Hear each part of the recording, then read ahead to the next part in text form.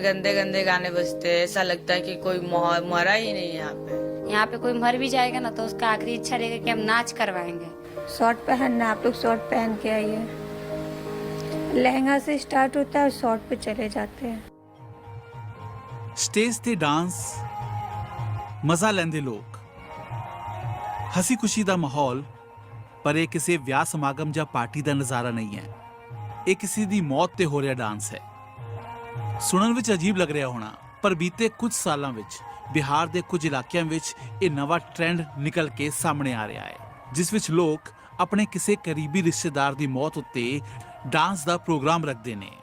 अगला इंसान मर गया, उसको शौक था कि मैं लड़की नचवाऊं, मतलब नचनिया को नचवाऊं, एक ही होता है, इसीलिए उसको शौक पूरा किया जाता है। ਪਟਨਾ ਵਿੱਚ ਰਹਿਣ ਵਾਲੀ ਕਾਜਲ ਸਿੰਘ ਪੇਸ਼ੇ ਤੋਂ ਡਾਂਸਰ ਨੇ। ਉਹ ਬਿਹਾਰ ਦੇ ਵੱਖ-ਵੱਖ ਹਿੱਸਿਆਂ ਵਿੱਚ ਵਿਆਹ, ਮੁੰਡਨ, ਤਿਲਕ ਅਤੇ ਬਰਥਡੇ ਪਾਰਟੀ ਵਰਗੇ ਸਮਾਗਮਾਂ ਵਿੱਚ ਡਾਂਸ ਪਰਫਾਰਮ ਕਰਦੇ ਨੇ। ਪਰ ਹੁਣ ਕੁਝ ਵਕਤ ਤੋਂ ਉਹਨਾਂ ਨੂੰ ਕਿਸੇ ਦੀ ਮੌਤ ਤੇ ਵੀ ਡਾਂਸ ਕਰਨ ਲਈ ਸੱਦਿਆ ਜਾਂਦਾ ਹੈ। हम लोग शौक में पड़ गए कि मरने में कौन डांस करता है, अरे यार उसके घर में मर गया है, फिर भी वो लोग प्रोग्राम करवा रहा है, पैसे वगैरह देंगे कि नहीं देंगे पता नहीं।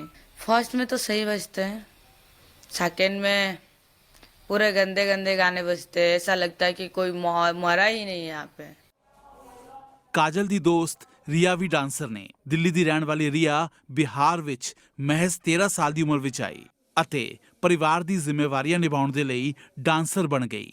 ਉਹਨਾਂ ਨੂੰ ਵੀ ਹੁਣ ਲੋਕ ਆਪਣੇ ਰਿਸ਼ਤੇਦਾਰਾਂ ਦੀ ਮੌਤ ਤੇ ਸੱਦਣ ਲੱਗੇ ਹਨ। यहाँ का माहौल ही कुछ और है बिहार का। हम लोग के दिल्ली में तो ऐसा नहीं होता है, पर यहाँ पे करवाते हैं। यहाँ पे कोई मर भी जाएगा ना तो उसका आखिरी इच्छा रहेगा कि हम नाच करवाएंगे।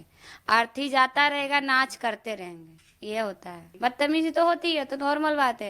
अगर मरनी में भी जाएंगे तो भी बदतमीजी होगी, अगर स्टेज प्रोग्राम ऐसे भी करने जाएंगे तो भी हम लोग के साथ बदतमीजी होती ही होती है आखिरी तक। पता नहीं क्या समझता है अपने आप को। बदतमीजी यही गाली देना, पैसा डाल देना जबरदस्ती कहीं भी। हम लोग का भी तो कोई इज्जत है, हम लोग भी तो किसी के घर की बेटी है, कुछ समझता ही नहीं है। ਉੱਥੇ ਹੀ ਕੋਮਲ ਮਿਸ਼ਰਾ ਨੇ 15 ਸਾਲ ਦੀ ਉਮਰ ਤੋਂ ਵਿਆਹਾਂ ਵਿੱਚ ਡਾਂਸ ਪਰਫਾਰਮ ਕਰਨਾ ਸ਼ੁਰੂ ਕਰ ਦਿੱਤਾ ਸੀ। ਅੱਜ ਉਹ 32 ਸਾਲ ਦੇ ਹੋ ਚੁੱਕੇ ਨੇ। ਉਹ ਕਹਿੰਦੇ ਨੇ ਕਿ ਬੀਤੇ 7-8 ਸਾਲ ਤੋਂ ਉਹਨਾਂ ਨੂੰ ਮੌਤ ਦੇ ਮੌਕੇ ਤੇ ਵੀ ਨੱਚਣ ਲਈ ਸੱਦਿਆ ਜਾਂਦਾ ਹੈ। कोई अंतर नहीं, सब सिमिलर ही है, बराबर ही है, सब में वही होता है। भोजपुरी सॉन्ग वगैरह पहले स्टार्टिंग हिंदी से होता है कि हिंदी गाना करना है, एकदम सोअर गाना करना है, साफ सुथरा गाना करना है। होते होते 12 बजने के बाद अपना ड्यूटी चालू, शॉर्ट पहनना, आप लोग शॉर्ट पहन के आइए। लहंगा से स्टार्ट होता है और शॉर्ट पे चले जाते हैं। ਆਮ ਤੌਰ ਤੇ ਰਾਤ 9 ਵਜੇ ਤੋਂ ਸਵੇਰੇ 6 ਵਜੇ ਤੱਕ ਨੱਚਣ ਵਾਲੇ ਇਨ੍ਹਾਂ ਡਾਂਸਰਸ ਨੂੰ ਇੱਕ ਸਮਾਗਮ ਦੇ 5 ਤੋਂ 6000 ਰੁਪਏ ਮਿਲਦੇ ਨੇ। ਪਰ ਉਹਨਾਂ ਨੂੰ ਕਈ ਤਰੀਕੇ ਦੀਆਂ ਦਿੱਕਤਾਂ ਦਾ ਸਾਹਮਣਾ ਵੀ ਕਰਨਾ ਪੈਂਦਾ ਹੈ, क्योंकि ਵਿਆਹ ਵਾਂਗ ਹੀ मौत ਦੇ वक्त डांस ਦੀ ਇਹ रवायत शुरू हो चुकी है। कहीं कहीं तो पिस्टल वगैरह सब चल जाता है। एक बार तो मेरे यहाँ साइड से निकल गया था। हाँ, डर तो लगता है लेकिन अब नहीं लगता। पहले लगता था लेकिन अब अगर मेरे गाने में बंदूक गोली नहीं चला ना तब लगता है कि मेरा डिमांड नहीं है क्या। पैसा नहीं देता, पैसा अटका देता है। कहीं कहीं खाना मिलता है, कहीं कहीं खाना नहीं मिलता है। बीते कुछ सालों में बिहार, खासतौर पे दक्षिण बिहार के इलाके से इस तरह की घटनाएं लगातार रिपोर्ट हुई हैं, जहां पर मृत्यु के बाद होने वाले रिचुअल्स में भोजपुरी के अश्लील कहे जाने वाले नंबर्स को बजाया जाता है और उस पर डांसर्स जो हैं वो परफॉर्म करती हैं।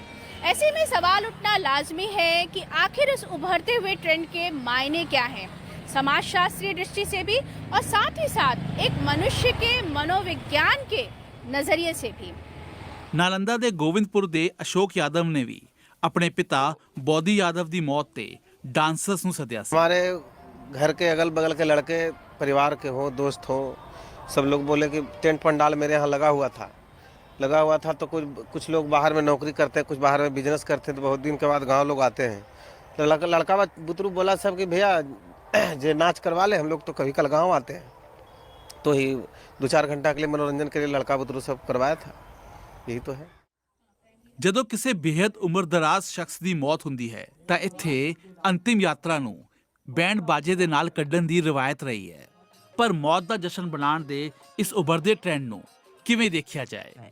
हो चलती बेरिया हमका ओढ़ावे चदरिया चलती बेरिया।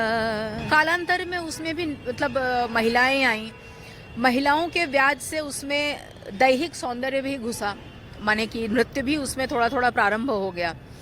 ये परंपरा का हिस्सा नहीं है। बाकायदा प्रोफेशनल एक्सक्लूसिव डांसर्स को बुलाकर बिल्कुल भड़काऊ नृत्यों के माध्यम से और नृत्यों के साथ जो फूहड़ गीत, अश्लील नहीं कहूँगी लेकिन हाँ फूहड़ गीत संगीत पर नृत्य प्रदर्शन और उसके साथ में गोलीबारी, ये वो सब जो चीज़ें हैं, ये कहीं से भी, ये चौथा वाला जो हिस्सा है ना, ये हमारे अपनी सभ्यता संस्कृति का हिस्सा नहीं है। अभी भी मैं इसको फोक नहीं कहूँ, अगर बाल आके या कोई भी महिला अगर उसमें नाच करवाया जाता है या पुरुष का भी नाच करवाया जाता है तो ये फोक कल्चर नहीं है, ये पॉपुलर कल्चर भी नहीं है, ये पूरी तरह से एक नया मास कल्चर है जो कि नए समय, मास कल्चर अपने आप में एक नए समय की उपज है। ਹਾਲਾਂਕਿ ਅਜਿਹਾ ਨਹੀਂ ਹੈ ਕਿ ਸੂਬੇ ਦੇ ਵੱਡੇ ਇਲਾਕਿਆਂ ਵਿੱਚ ਇਹ ਟ੍ਰੈਂਡ ਹੈ। ਸੂਬੇ ਦੇ ਬੇਹੱਦ ਸੀਮਤ ਇਲਾਕਿਆਂ ਵਿੱਚ ਇਹ ਰਿਵਾਇਤ ਚੱਲ ਰਹੀ ਹੈ।